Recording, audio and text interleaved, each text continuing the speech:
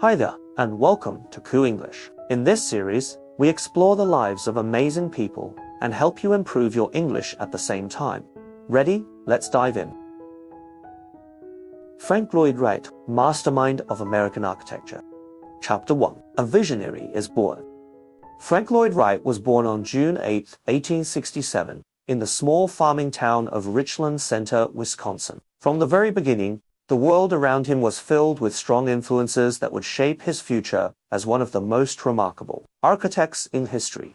His childhood was not marked by luxury or stability, but by ideas, music, and a deep connection to nature, forces that would later become the foundation of his life's work. Frank's father, William Carey Wright, was a preacher, a musician, and an occasional lawyer. His mother, Anna Lloyd Jones Wright, was a spirited woman from a large and influential Welsh family. She came from a long line of independent thinkers and educators, and she had big dreams for her son. Even before Frank was born, Anna was convinced that her child would grow up to build beautiful buildings. She filled the house with architectural drawings and blocks for young Frank to play with, believing that early exposure would guide his destiny. The Wright family's life was not easy. William struggled to hold steady jobs, and his ambitions often pulled him away from home. As a result, the family moved frequently during Frank's childhood, from Wisconsin to Rhode Island, and later to Iowa. These constant changes exposed Frank to many different landscapes and ways of life, but they also created a longing for stability, a longing he would later express through his carefully designed homes. Despite the frequent moves, Frank's early education was rich with inspiration. Anna homeschooled him for much of his youth, focusing on reading, music, and the natural world. She encouraged him to observe the lines of trees, the patterns of rivers, and the shapes of flowers. Nature, she believed, was the perfect teacher. Under her guidance, Frank learned to see the world not just as it was, but as a set of hidden forms and forces waiting to be understood and recreated. By the time he entered public school, Frank already showed signs of unusual intelligence and creativity. He loved geometry and spent hours drawing shapes and patterns. At a young age, he became fascinated with Freible blocks, a German educational toy system made of simple geometric forms like cubes and spheres. Through these toys, Frank developed a sense of proportion and balance that would later become the signature of his architectural style. Frank's relationship with his father was complex. William introduced him to music and poetry, teaching him that rhythm and flow were not only important in art, but in life itself. However, William's failure to provide for the family created tensions that eventually led to the breakup of Frank's home life. In 1885, when Frank was 18 years old, his parents divorced, a painful event that left a lasting scar on his emotional world. Afterward, Frank cut ties with his father and rarely spoke of him again. Following the divorce, Frank took on greater responsibilities. He entered the University of Wisconsin-Madison in 1886, not to study architecture. The school did not offer such a program at the time, but to study civil engineering. He needed to learn the basics of structure and mathematics, and he hoped these skills would bring him closer to the world of building he had dreamed of since childhood. Even as a student, Frank's ambition was clear. He found work outside the university, apprenticing with a local architect named Joseph Lyman Silsby. Silsby was known for his picturesque, decorative style, and Frank learned valuable drafting skills under his guidance. However, Wright soon realized that his own vision was different. He craved simplicity, unity, and a stronger connection between a building and its environment. After just 2 years at the university, Frank decided that formal education was too slow for him. He left school without a degree and set his sights on Chicago, the booming heart of American architecture at the time. Chicago was rebuilding after the Great Fire of 1871, and opportunities for young, ambitious draftsmen were plentiful. In 1887, barely 20 years old, Frank arrived in Chicago with a small suitcase and a big dream. He quickly found work at the prestigious architectural firm of Joseph Lyman Silsby, his former mentor. But his true break came shortly afterward when he was hired by the legendary architect Louis Sullivan, often called the father of skyscrapers. Sullivan's philosophy, form follows function, deeply resonated with Frank and became a guiding principle in his later work. Under Sullivan's mentorship, Frank flourished. He learned to see buildings as living things growing naturally from their surroundings. He worked long hours, absorbing every lesson he could from his brilliant employer. At the same time, he developed his own ideas, dreaming of homes that blended into the landscape rather than dominating it. It was during this early period in Chicago that Frank began to design small residential projects on his own, often secretly, which would later cause friction with Sullivan. But even then, Wright's rebellious spirit and self-confidence were evident. He believed that he was not just learning a profession, he was preparing to change the face of architecture forever. Frank Lloyd Wright's early years were a mixture of hardship, ambition, and relentless pursuit of beauty. These experiences, the influence of his mother's vision, the pain of family instability, the inspiring mentors, and his own fierce independence, all combined to shape a young man ready to leave a profound mark on the world. The boy who once played with wooden blocks while dreaming of grand designs was now standing on the threshold of greatness. And this was only the beginning. Chapter 2. Shaping a New Architect. The bustling streets of late 19th century Chicago were alive with energy, opportunity, and ambition. For Frank Lloyd Wright, the city was more than a place to earn a living. It was a vast, living laboratory where he could observe, experiment, and refine his ideas about architecture. Here, amidst the noise of rebuilding and the daring of new designs, Frank's identity as an architect truly began to take form. At the firm of Adler and Sullivan, Wright quickly proved himself to be more than just a talented draftsman. Louis Sullivan, known for his bold and innovative designs, recognized Frank's potential almost immediately. He assigned the young apprentice to work directly on the interiors of major projects, an extraordinary opportunity for someone so early in his career. Frank absorbed Sullivan's teachings like a sponge. He learned that every line and shape in a building should serve a purpose. Decoration was not just for beauty, it had to grow naturally from the structure itself. Sullivan's philosophy, form follows function, became deeply rooted in Wright's thinking. However, even as he admired his mentor, Frank was beginning to imagine something even more personal, a style of building that would not just follow function, but would harmonize with the environment, reflect the spirit of its inhabitants, and create a complete living experience. Meanwhile, life outside the office was demanding as well. In 1889, at the age of 22, Frank married Catherine Tobin, known as Kitty. Eager to start their life together, Frank designed and built his first home in the Chicago suburb of Oak Park.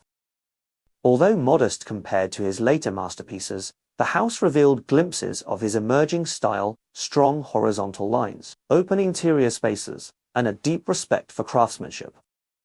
However, marriage and home ownership brought financial pressure. Frank's salary at Adler and Sullivan was not enough to support his growing family, which would eventually include 6 children. To earn extra income, he began taking private commissions, designing small homes for clients in Oak Park and nearby areas. These bootleg projects, done without the permission of Adler and Sullivan, eventually came to light. When Sullivan discovered the betrayal, he was furious. The break was painful and final.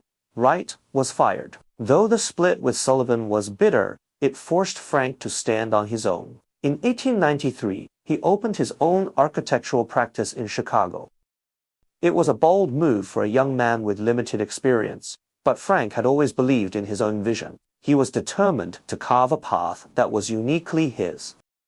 During these early years, Frank Lloyd Wright began developing what would later be known as the Prairie style. Inspired by the wide, flat landscapes of the American Midwest, he designed homes with low-pitched roofs, overhanging eaves, and long horizontal lines that seemed to blend naturally into the earth. These houses rejected the crowded, vertical structures of the city in favor of open floor plans, built-in furniture, and windows that invited the outside world in. Frank's work in Oak Park quickly gained attention. Clients admired the way his homes felt both grand and intimate, modern and timeless. Each house was more than just shelter. It was a work of art crafted for living.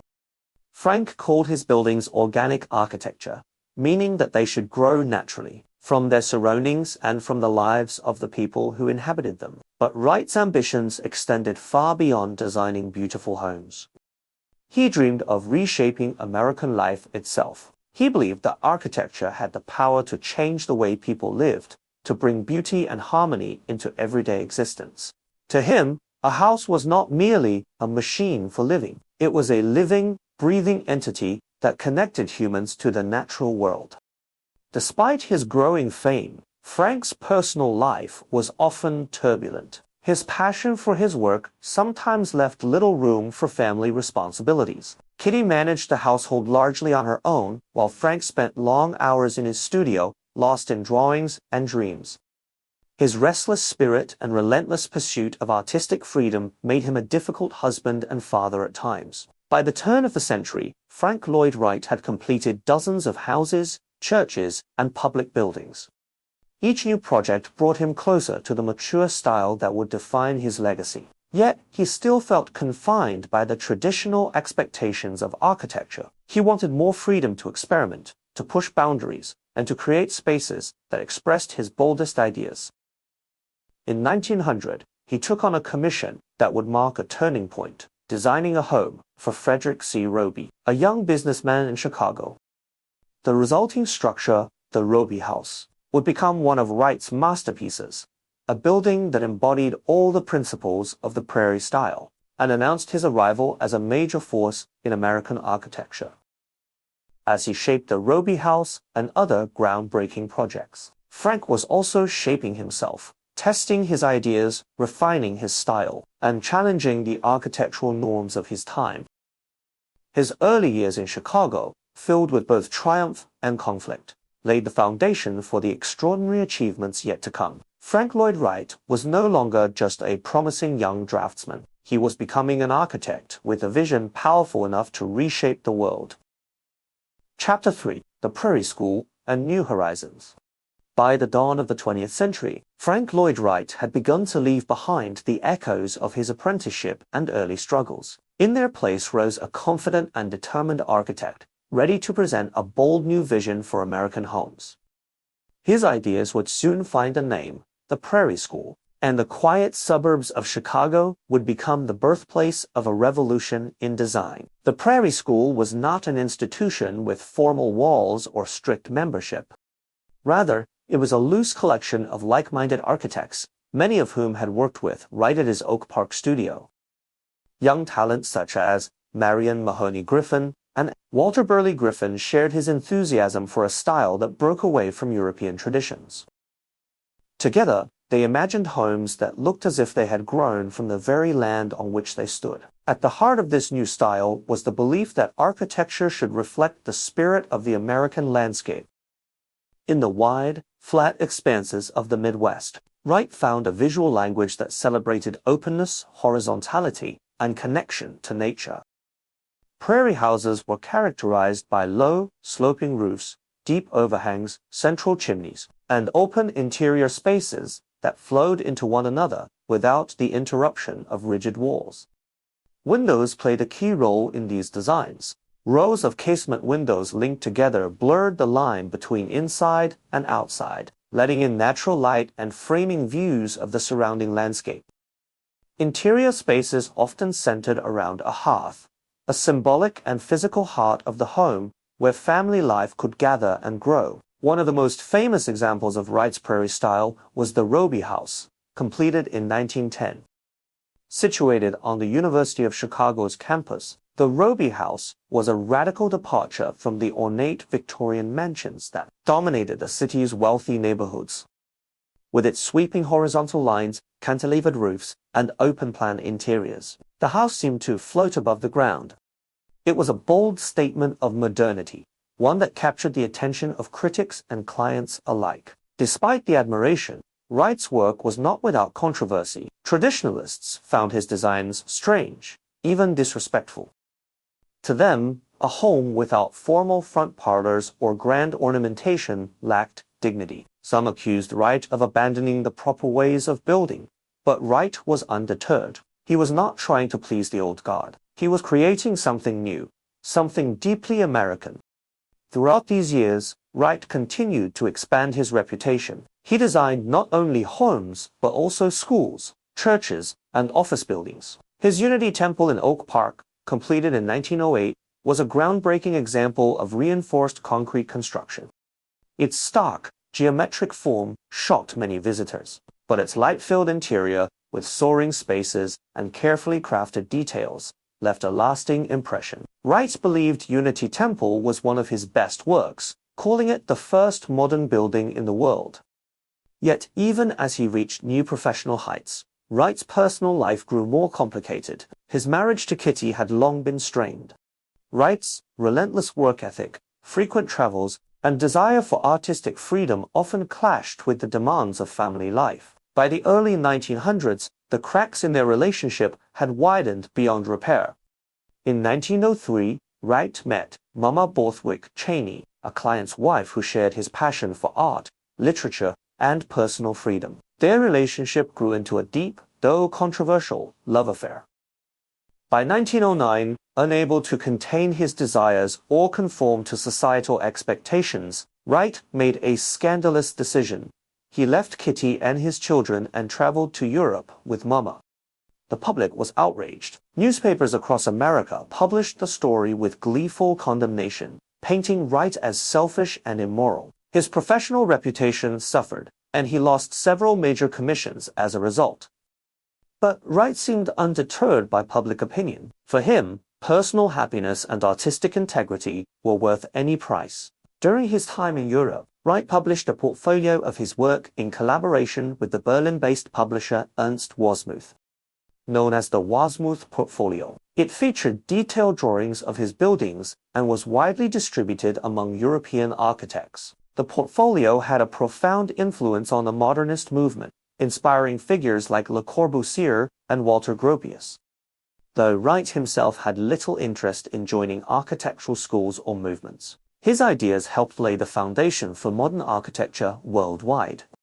After a year abroad, Wright returned to America with renewed energy but also significant challenges. His finances were in ruin, and many former clients and friends had turned their backs on him.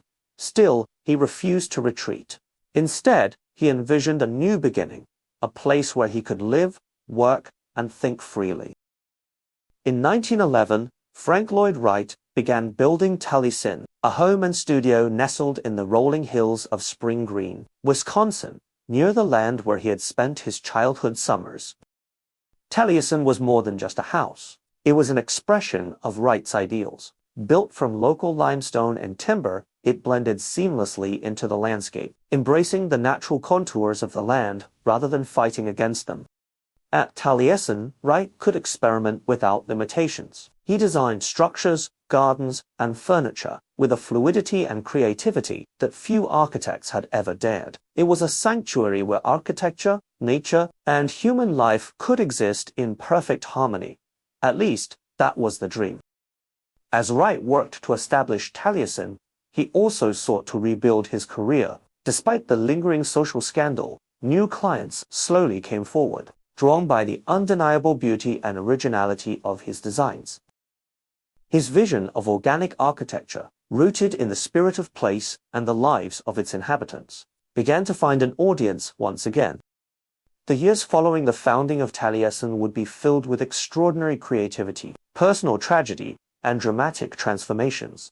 Frank Lloyd Wright was far from finished. In fact, his most significant contributions to the world of architecture were yet to come. In the broad, open landscapes of the Midwest, Frank Lloyd Wright had found not just his style, but his soul. The horizon stretched endlessly before him, and he was determined to chase it. Chapter 4: Triumph and Tragedy at Taliesin. When Frank Lloyd Wright returned to America in 1910, he carried with him the ambition to start anew. Taliesin, rising from the hills of Spring Green, Wisconsin, was meant to be more than just a home or a studio.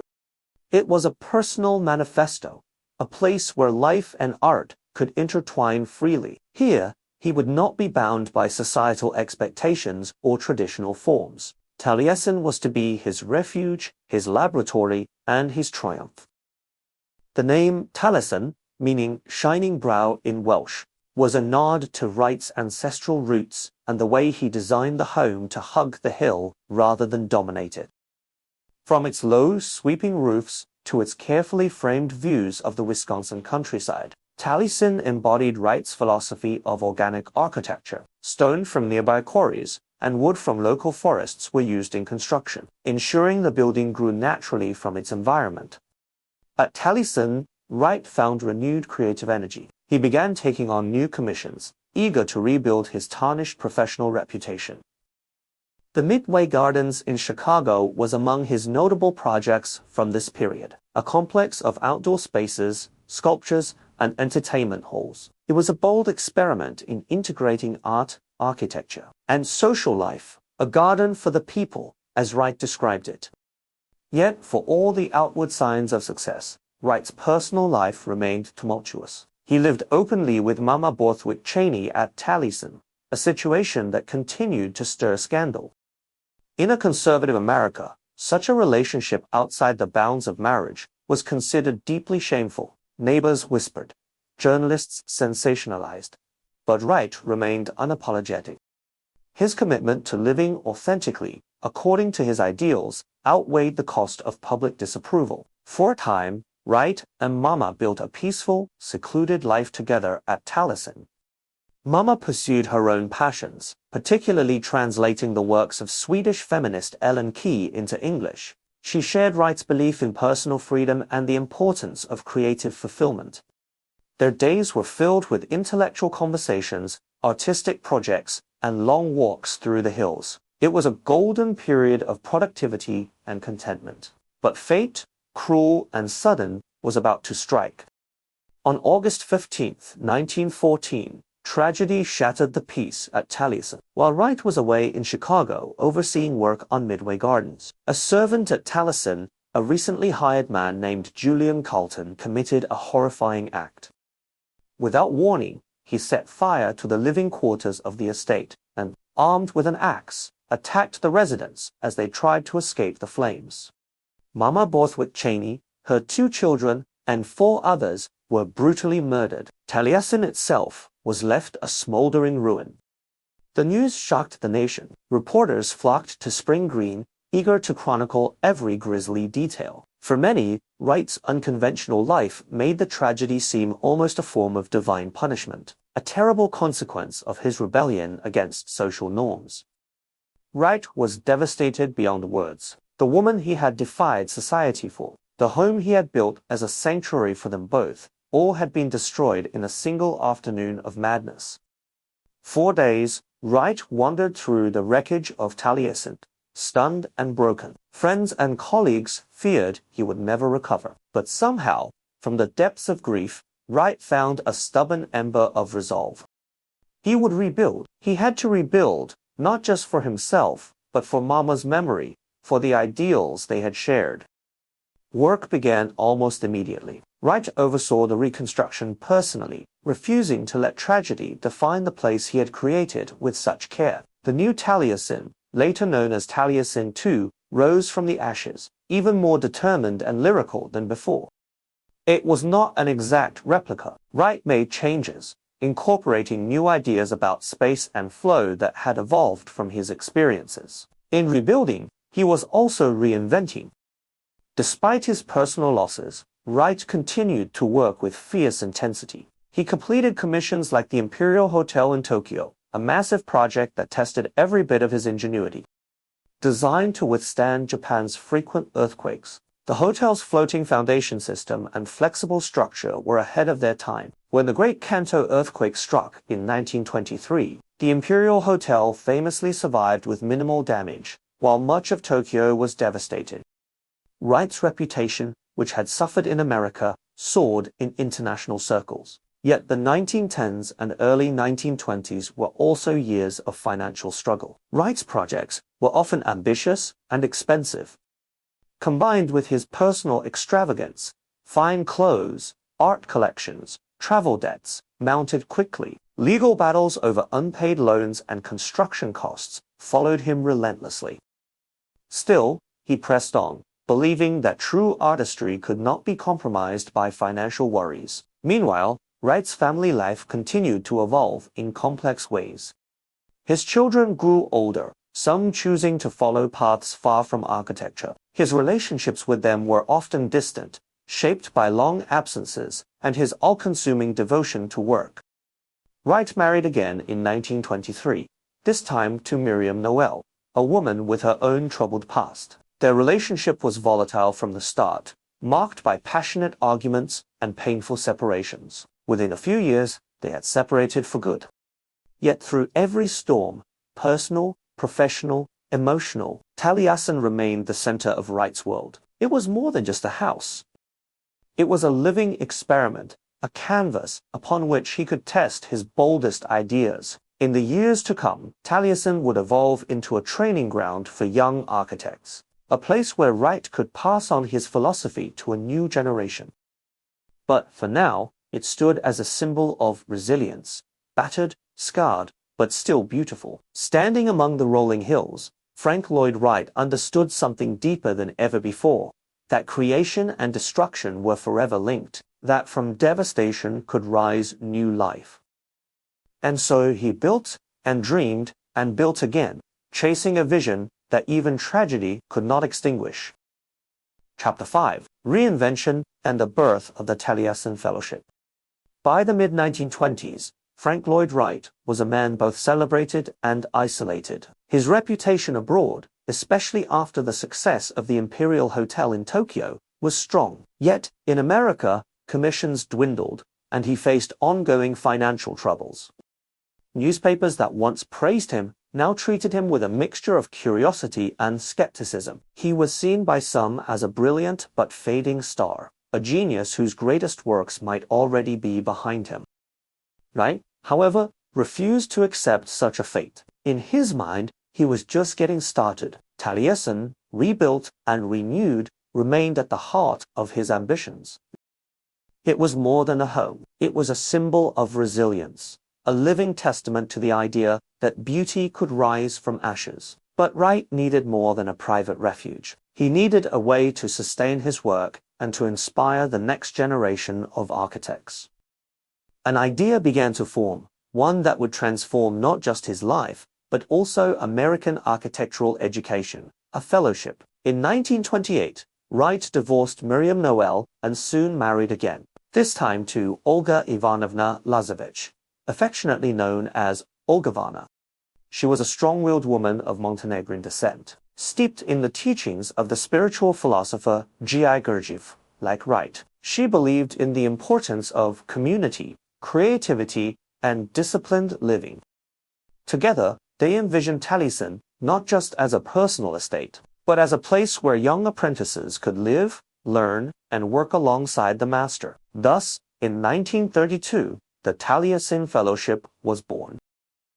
It was an unusual concept, blending elements of an art school, a working farm, and a philosophical commune. Apprentices who paid tuition would study architecture, of course, but they would also learn by doing, helping to build, farm, cook, and maintain the Taliesin estate. Life at Taliesin was demanding, and the lines between work, study, and daily living were deliberately blurred. Wright believed that architecture was not merely about buildings. It was about life itself, about understanding nature, materials, form, and above all, integrity. To live as an apprentice under Wright's guidance was to absorb these values firsthand. The first generation of apprentices were drawn from all over the country, young men and women eager to experience Wright's genius up close. They lived in simple quarters, worked long hours, and participated in everything from construction projects to music performances and drama productions. Wright's holistic view of education meant that the fellows were encouraged to develop themselves not just as architects, but as complete human beings. Despite its unconventional structure, the Taliesin Fellowship soon became a vibrant and inspiring community. Meals were communal and lively, often accompanied by readings or discussions led by Wright himself. Evenings were spent dancing, acting, painting, or debating ideas about art and society. For the apprentices, Wright was a demanding but magnetic figure. He could be charming, witty, and encouraging one moment, and sharp, impatient, and dismissive the next.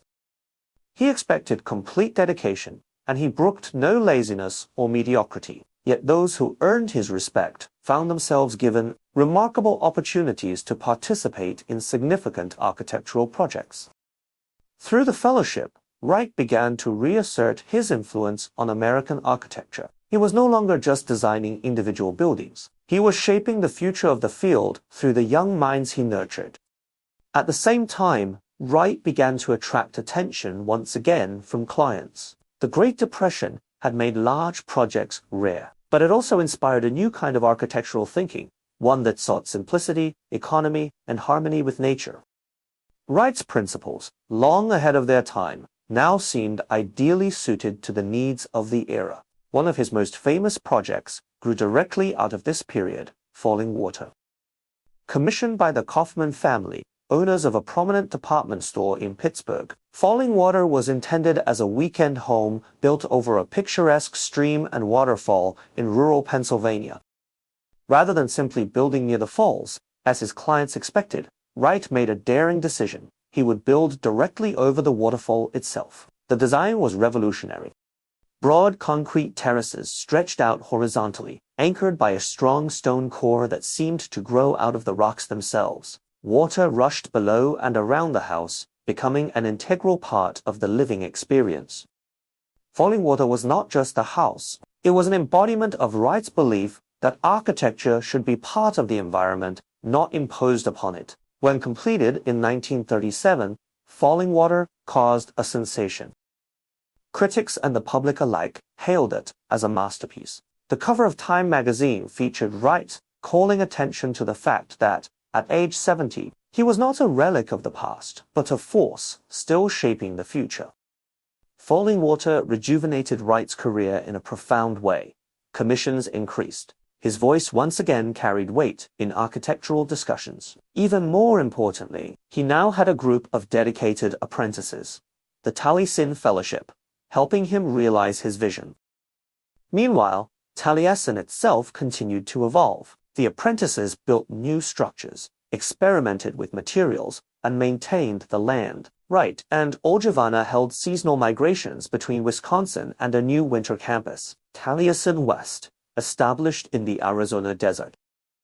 This practice kept the fellowship vibrant year-round and introduced Wright's ideas to a broader range of environments. Wright's philosophy, which had once seemed eccentric, now appeared prophetic. His emphasis on open floor plans, natural materials, and integration with the landscape resonated with a world weary of ornate excess and mechanical uniformity.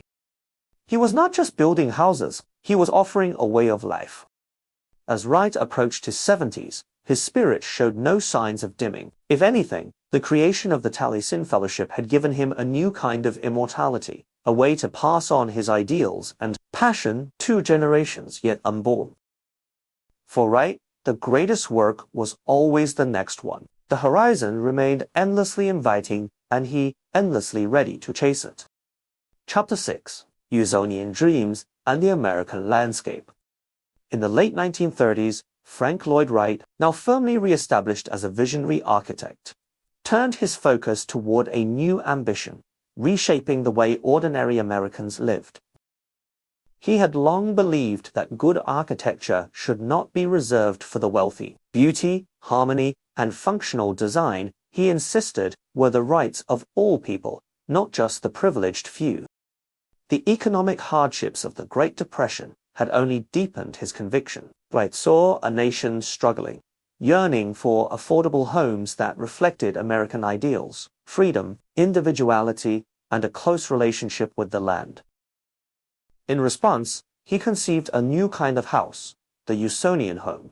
The word Usonian was Wright's own invention. It described a uniquely American style of architecture, free from European influence. Usonian homes would be simple, elegant, and affordable. They would fit naturally into their surroundings, using local materials and clever, efficient designs. Unlike the large, sprawling houses he had designed earlier in his career, Usonian homes were modest in size. They featured open floor plans, flat roofs, clean horizontal lines, and radiant floor heating, a technology that was both innovative and practical. There were no attics, no basements, and often no garages. Every element served a clear purpose. Nothing was wasted. Wright's vision was not just about the buildings themselves. He imagined entire Usonian communities, where houses sat harmoniously on broad, open lots, connected by winding roads and shared green spaces. It was a vision of democratic living, one that placed human needs and the natural environment at the center of design. One of the first Usonian houses was built for Herbert and Catherine Jacobs in Madison, Wisconsin, in 1937. Jacobs, a newspaper editor, challenged Wright to design a quality home for a modest budget. Wright accepted the challenge with enthusiasm. The Jacobs house, often called the first true Usonian home, was a revelation. It was small, but felt spacious thanks to its open plan and strategic use of natural light. Large windows brought the outside in, and the house seemed to grow organically from its site. The cost: just $5,000, a remarkable achievement. The success of the Jacobs house attracted attention from across the country. Other Usonian projects followed, each one adapting Wright's principles to the needs of individual families and sites. Yet Wright was not content merely to design Usonian homes. He dreamed of building entire Usonian communities, towns where his ideals could flourish without compromise. His most famous experiment in this direction was Biography City. Biography City was a radical proposal for a new type of urban planning. Instead of crowded cities and dense neighborhoods, Wright imagined a landscape where every family had at least 1 acre of land.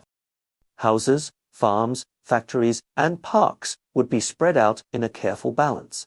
The automobile, rather than the skyscraper, would become the centerpiece of daily life, giving individuals freedom to move and shape their surroundings.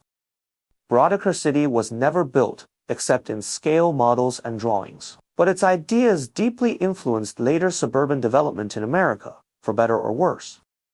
Meanwhile, Wright continued to refine his Usonian designs. He experimented with modular construction techniques, standardized materials, and prefabricated elements, all aimed at reducing costs and making good architecture more accessible. At Taliesin and Taliesin West, the apprentices worked alongside Wright on these projects, helping to bring the Usonian vision to life.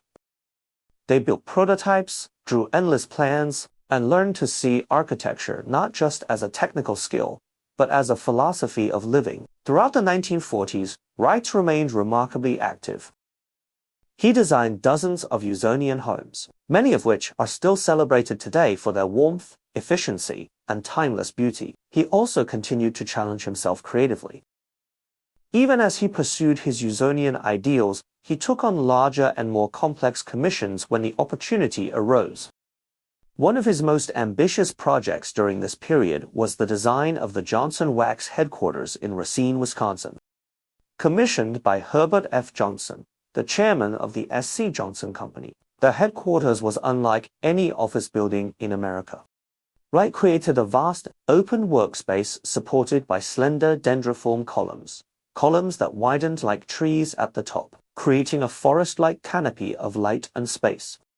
The Great Workroom, as it was called, had no interior walls, promoting a sense of community and transparency among the workers. The building also featured innovative glass tubing for the skylights, allowing natural light to pour in while keeping out the rain. The result was a space that felt airy, organic, and inspiring, a complete break from the stuffy, compartmentalized offices of the time. When the Johnson Wax headquarters opened in 1939, it was hailed as a triumph of modern design. It showed that Wright's principles, openness, natural light, integration with surroundings could work not just for homes, but for workplaces as well. It also demonstrated that, even in his 70s, Wright was still capable of astonishing innovation.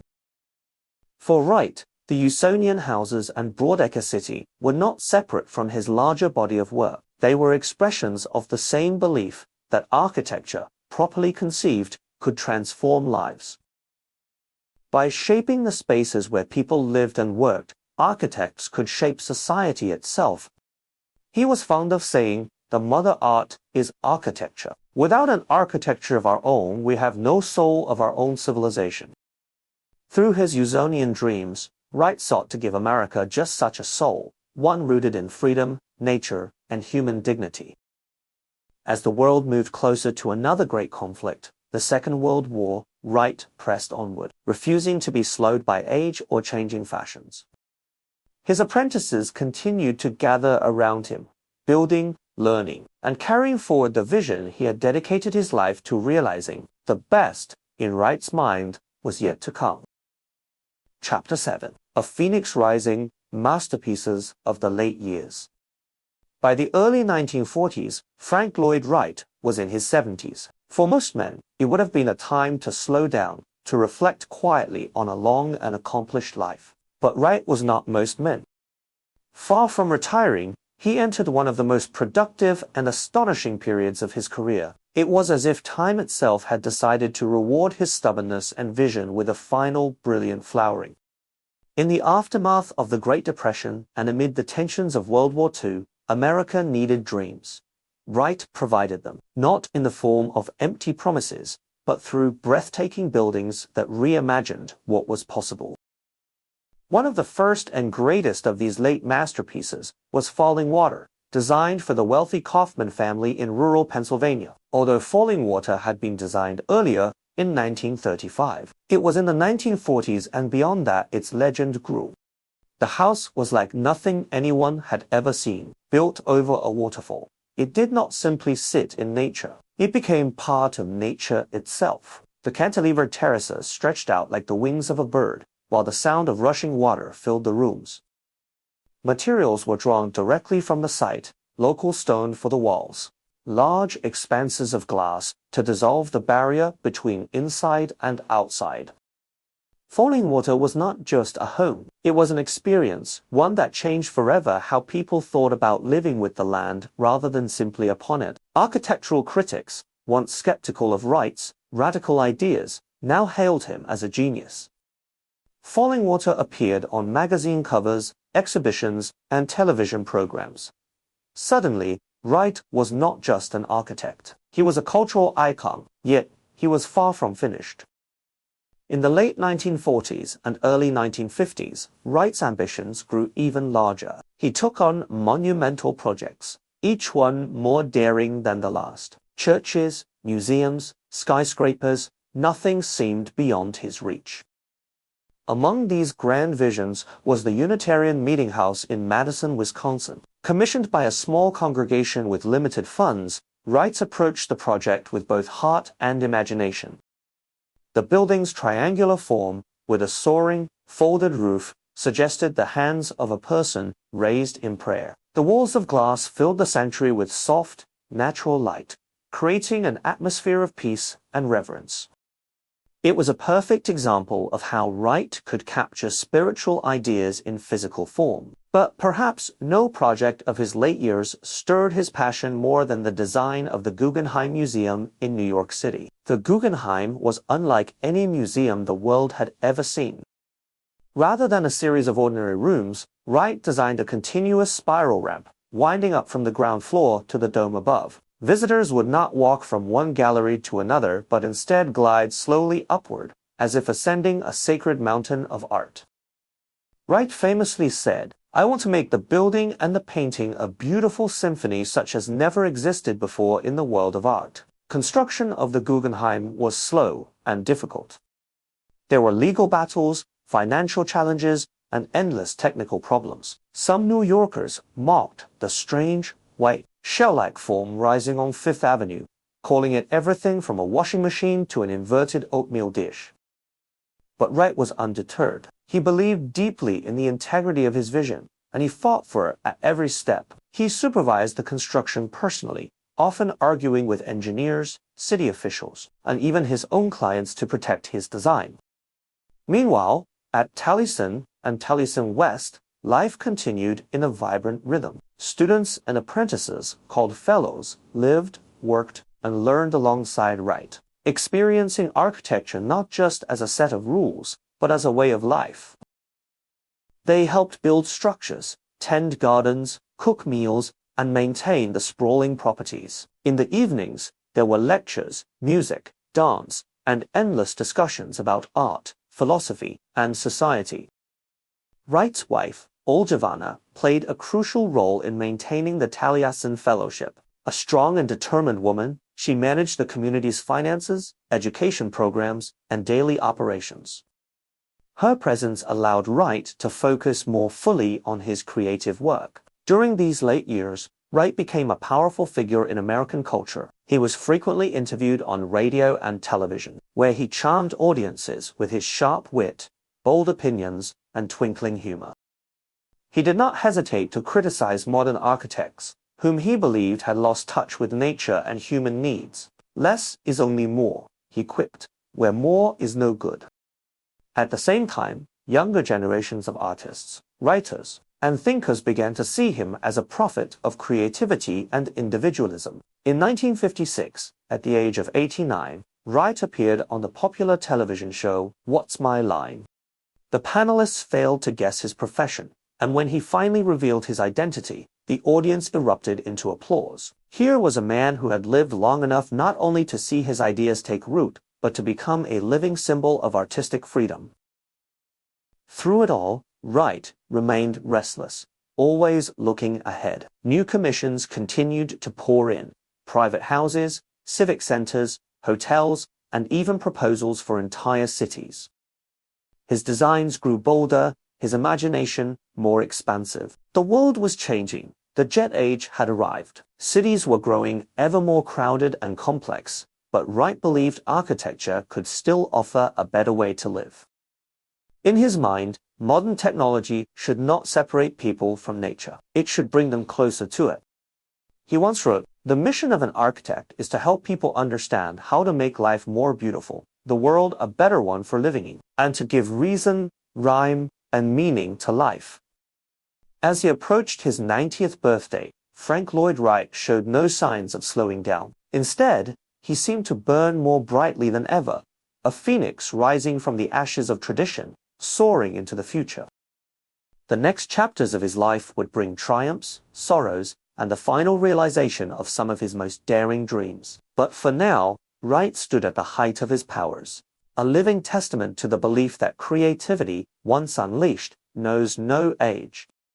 The journey was not yet complete. The world still had much to see, and so did he. Chapter 8. Dreams Across the Horizon, Global Visions and Bold Experiments. In the twilight of his life, Frank Lloyd Wright became more daring, not less. His reputation had spread far beyond the borders of the United States.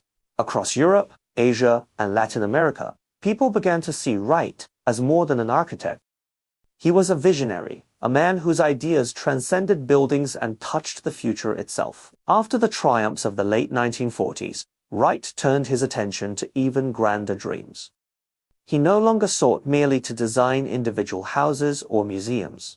He wanted to reshape entire cities. He imagined places where people could live in harmony with nature, technology, and one another. One of his most ambitious projects was Broadacre City. First introduced in the 1930s, the Broadacre City concept continued to evolve throughout Wright's later years. He dreamed of a decentralized city where each family would have at least 1 acre of land. There would be no crowded skyscrapers, no noisy streets filled with pollution.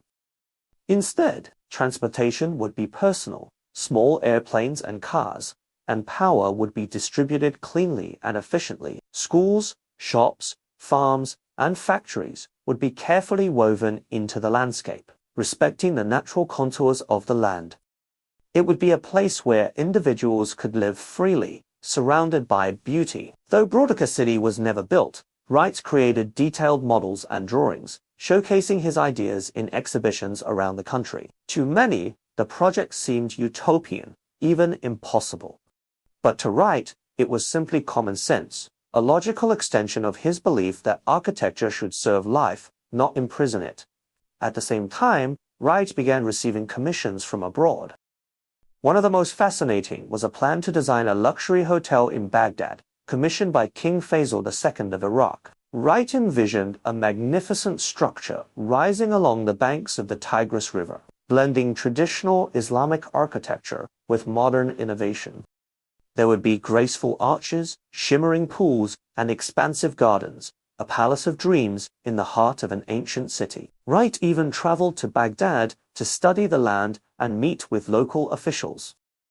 He was energized by the opportunity to work in a culture so rich with history and symbolism. Sadly, political instability in Iraq and ultimately the king's assassination in 1958 meant that the project was never realized. Still, the Baghdad Hotel project reflected Wright's deep curiosity about the world beyond America. He believed that beauty was a universal language, one that could bridge cultures, religions, and scent. Meanwhile, closer to home, Wright continued to push boundaries. He designed the Price Tower in Bartlesville, Oklahoma, his only realized skyscraper. Dubbed the tree that escaped the crowded forest, the Price Tower stood alone on the flat plains, its copper panels gleaming in the sun. It was slender and asymmetrical, inspired by the structure of a tree with a strong central core and branching floors. Critics were stunned. Wright had long criticized the tall, boxy buildings of big cities. Now, in his 90s, he proved he could design a skyscraper that was organic, elegant, and utterly original. The Price Tower still stands today as a bold reminder that Wright's imagination never stopped growing. Wright also continued designing homes for private clients through the Usonian concept: affordable, beautiful houses for the middle class. Usonian homes were modest in size but rich in design, open floor plans, large windows, built-in furniture, and a deep connection to their natural surroundings. These houses inspired generations of architects and helped shape the look of suburban America. Throughout these years, Wright often spoke about the importance of staying true to one's ideals. "An idea is salvation by imagination," he wrote. For Wright, the architect's duty was not to follow trends, but to lead humanity toward a better way of living. Television, magazines, and lecture tours spread Wright's ideas to a wider audience. He became a kind of national sage, offering commentary not just on architecture, but on art, politics, education, and society. In interviews, Wright often expressed sharp criticisms of modern life, the ugliness of industrial cities, the failure of schools to inspire creativity, the loss of spiritual connection to nature. But he always offered hope. He believed that through imagination, courage, and respect for the natural world, humanity could still create a better future. Visitors flocked to Taliesin and Taliesin West to see Wright and hear him speak. Many were struck by his energy, a fiery presence even in extreme old age. He would walk the grounds briskly, his cane tapping the stones, his cape billowing in the desert wind. He argued passionately with students and guests, sometimes growing impatient, but always radiating a deep love for life and ideas. In 1957, at age 90, Wright was invited to create a master plan for the new cultural center in Baghdad, including an opera house, university, and museum. It was a dream commission, a chance to design an entire complex that blended old and new, east and west. Wright threw himself into the project with characteristic enthusiasm, sketching domes, towers, and sweeping plazas. He imagined spaces filled with music, learning, and art, a symbol of unity in a divided world. Though political changes eventually ended these plans, the Baghdad Cultural Center remains one of Wright's most fascinating what-if stories, a vision of global cultural exchange through architecture. By the late 1950s, Wright's fame had reached mythic proportions. He received honorary degrees, major awards, and endless accolades, yet he seemed indifferent to formal honors. He once said, "You have to go wholeheartedly into anything in order to achieve anything worth having." For Wright, the real reward was not medals or titles, it was the work itself.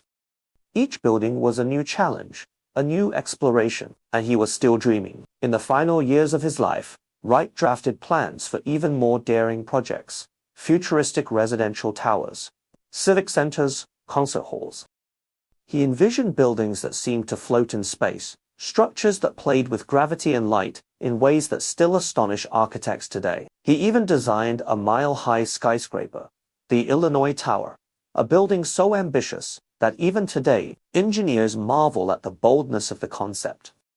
It would have had 528 floors with high-speed elevators traveling at unheard-of speeds. Wright proposed it as the solution to urban crowding, offering a new vision of vertical living. Most dismissed it as impossible, but Wright didn't mind. For him, architecture was about reaching beyond limits, even if the world wasn't ready yet.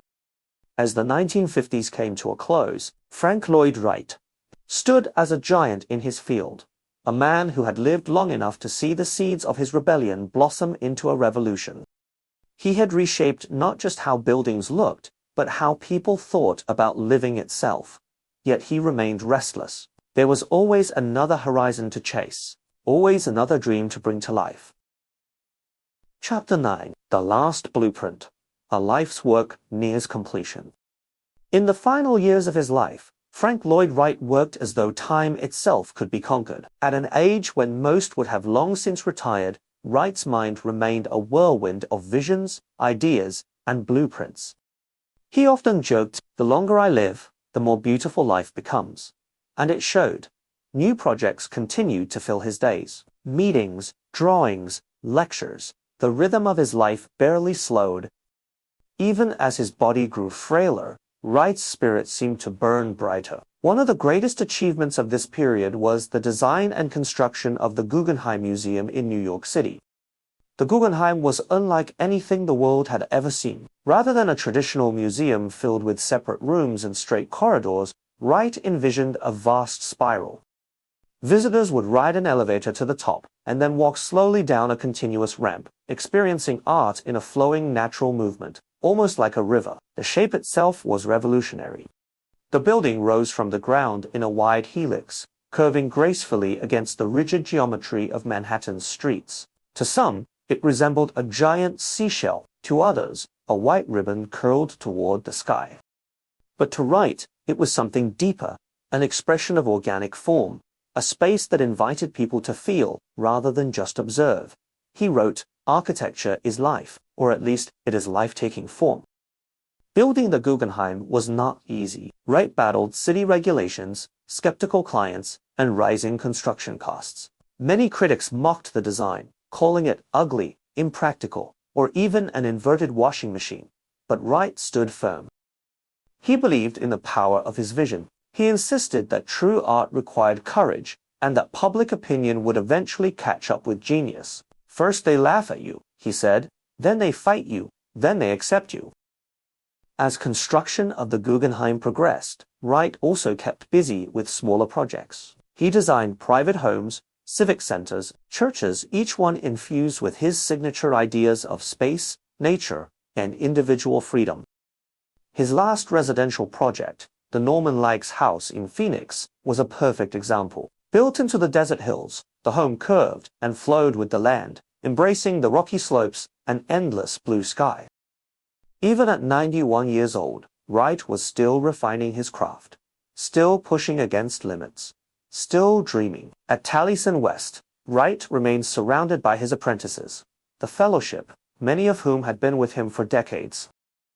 They saw him not just as a teacher, but as a living force of nature. He would wake early, reviewing drawings or leading walks across the desert. He loved to tell stories, weaving lessons about architecture with tales of history, philosophy, and human folly.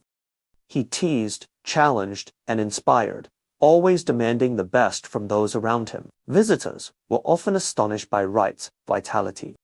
He could be irritable, yes, quick to anger when ideas or craftsmanship disappointed him, but he could also be profoundly kind, sharing deep insights with those who listened carefully. Through it all, Wright's love for beauty, for truth, remained his guiding star. In private moments, Wright reflected on the arc of his life. He knew he had lived through vast changes, from horse-drawn carriages to jet airplanes, from quiet farms to roaring cities. He had seen wars, revolutions, and technological marvels. Yet he believed that the central challenge of humanity had not changed: to live with dignity, creativity, and harmony with the earth. He wrote, "Study nature, love nature, stay close to nature. It will never fail you." Despite the mounting honors and fame, Wright seemed indifferent to praise. If anything, he remained skeptical of those who placed him on a pedestal. He saw himself not as a finished hero, but as a constant seeker, always reaching for something just out of sight. In early 1959, Wright traveled to New York to oversee final work on the Guggenheim. By now, he was feeling the strain. Doctors warned him to slow down. Friends urged him to rest, but Wright refused. He believed that to live was to create, and he would create until his last breath. In April 1959, Wright underwent surgery for intestinal issues. The operation was serious, and although he showed flashes of recovery, complications set in. On April 9, 1959, Frank Lloyd Wright passed away peacefully at the age of 91. His wife, Ogivana, his apprentices, and close friends gathered at Taliesin West to mourn and to celebrate a life unlike any other. News of his death swept across the world. Newspapers from New York to Tokyo carried headlines honoring the greatest American architect. Tributes poured in from artists, politicians, scholars, and ordinary citizens whose lives had been touched by Wright's vision.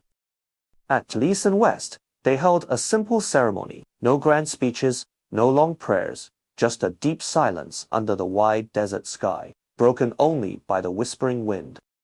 Wright's ashes were interred at Taliesin, the place he had loved so deeply, the landscape that had shaped his soul. It was fitting, for in every stone, every curve, every line he drew, Frank Lloyd Wright had tried to bring life and architecture together as one.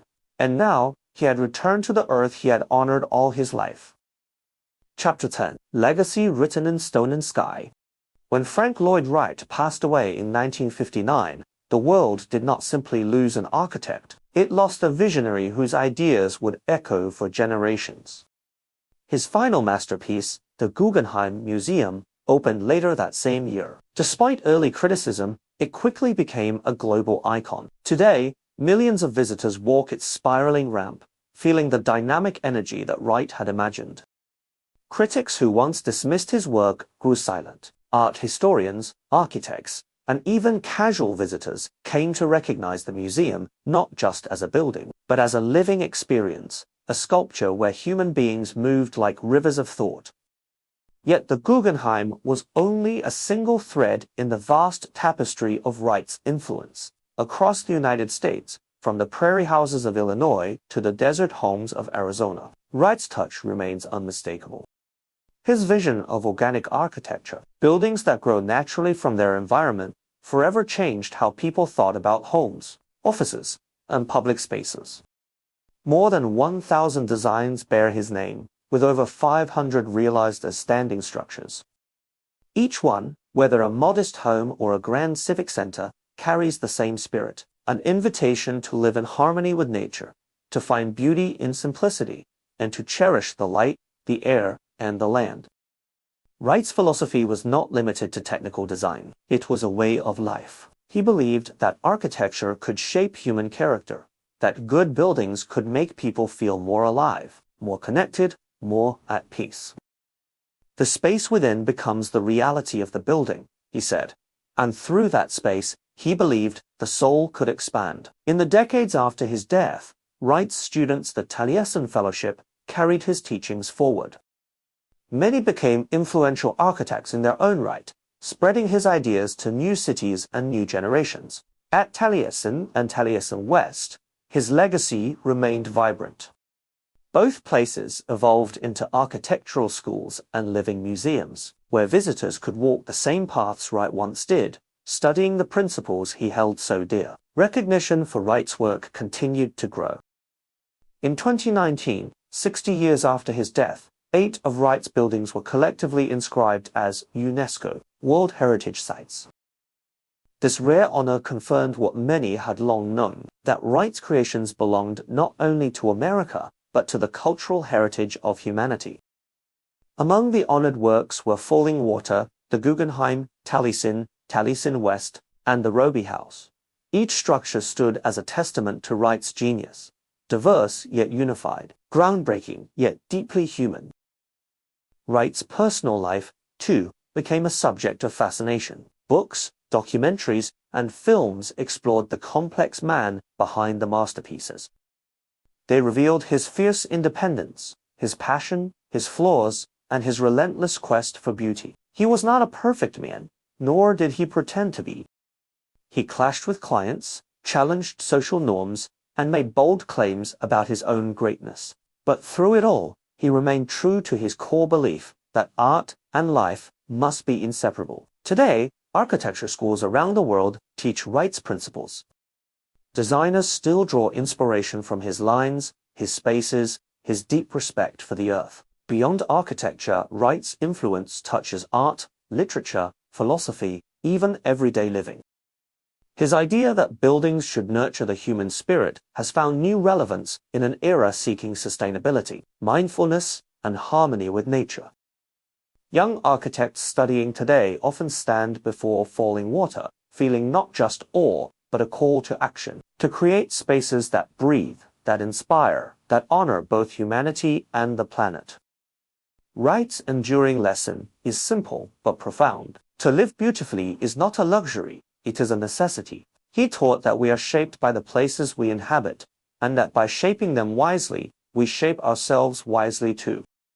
For the casual traveler who steps into the cool shade of a prairie house, for the artist who ascends the Guggenheim spiral, for the student who sketches dreams on a sunlit table, Frank Lloyd Wright's spirit is still there, alive, whispering, guiding, challenging us to look deeper, to build better, and to imagine a world where human life and nature move together like a dance under the open sky. In the stones, the wood, the glass, and the flowing lines of his creations, Frank Lloyd Wright's voice endures. Strong, clear, eternal, he has not vanished. He has simply changed form, like sunlight caught forever in the architecture of dreams. Thanks for learning with hrough English. Don't forget to like, share, and subscribe. Until next time.